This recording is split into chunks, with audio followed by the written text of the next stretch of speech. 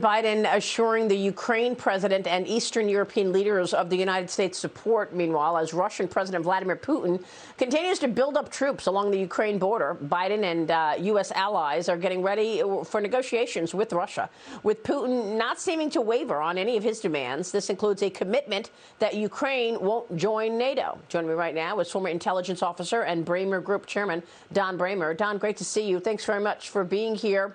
What are your thoughts on this Russia issue? They're pushing back, and they do not want NATO involved at all. They don't want Ukraine a member on its own of NATO. What do you think happens here?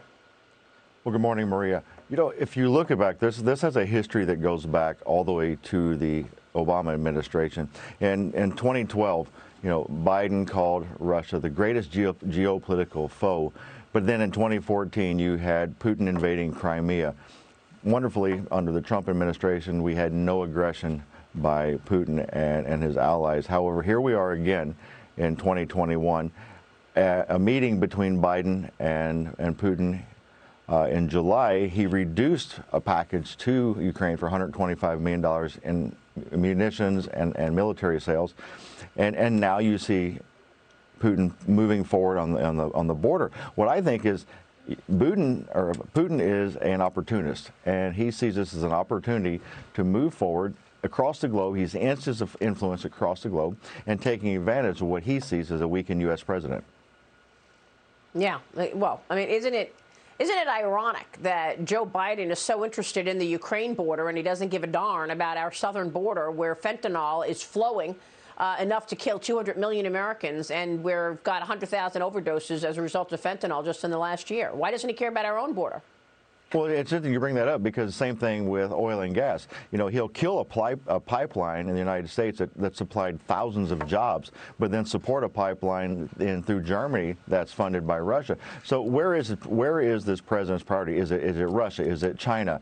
Or is it the United States? And I think that's what we need to look at. What is your priorities, Joe Biden, and where do you see the importance? We have a dire circumstance here in the United States. People are hungry. We have criminals crossing our border, but yet we're forcing a situation across the globe that we need to consider what we have here in the United States. Well, I'll tell you, it's hard not to consider the massive conflicts of interest this president has, given the fact that Hunter Biden received all that money from Ukraine when he was on the board of Burisma and all the other work that he did in Ukraine. Meanwhile, there's Defense Secretary Lloyd Austin. He met with his Israeli counterpart. He says that the U.S. is prepared to turn to other options as nuclear talks with Iran stall. The meeting's agenda reportedly expected to include talks about military exercises as a worst-case scenario.